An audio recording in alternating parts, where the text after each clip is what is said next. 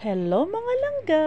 Good morning! Nandito kami sa labas. Ang aga-aga namin lumabas kasama ang aking mga alagang pusa at aso. Kasi hinatid namin ang aking kuya, ang aking panganay na anak pumasok sa trabaho. Tinatanaw lang namin dyan sa kanto, sa anunas, kung makasakay na siya. Ayan, ang sitwasyon ng aming kalye ngayon, busy kasi maraming pumapasok sa trabaho. Nagmamadali na yung mga ibang tao. Kasi nga anong oras na para makasakay, para papunta sa kanilang trabaho lang. Ganun talaga ang buhay. Busy na ang kalsada pagka morning. Tapos ang mga alaga ako ditong pusa ay nandito sa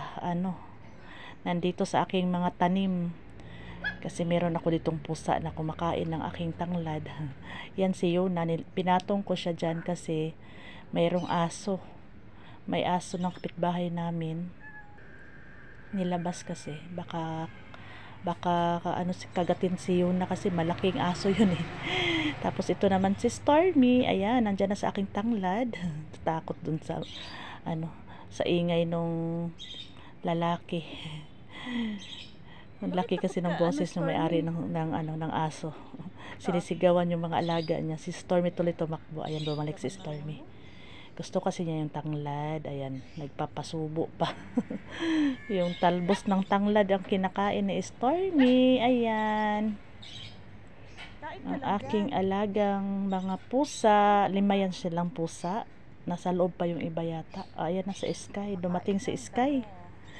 Si Sky ay gusto din kumain ng damo. Ang kay Sky naman damo yung kinakain, hindi tanglad. Si Stormy naman tanglad yung kinakain. Mamaya aalis yan si Stormy. Ayaw niya kasi na may katabi, may kasama ba habang kumakain. Ayan si Stormy, aalis yan. Inagawan kasi ni Sky. Ayan, umalis na si Stormy. Ayaw na talaga pag may katabi. Si Sky kasi dumating eh. Sige, kain.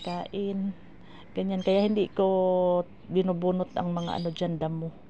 Ayun na lang si Stormy, aakyat sana sa doon sa aking sili, kaya lang dumating itong isang pusang butakal. Pusang kalye yan, yung kilay orange. Ayan oh. Asus, ayun, inihian pa yung aking tanim na sili. Natakot yung aking mga pusa. Ayan, gusto nang pumasok sa loob, takot kay butakal. Yung orange na pusa, yung orange na pusa sa kalye nakatira. Lahat naman itong mga pusa ito taga kalye, kaya lang naampon namin ba, nasa loob na ng bahay. Ayan, sinunda ni Pulka. Si Pulka lang yung di takot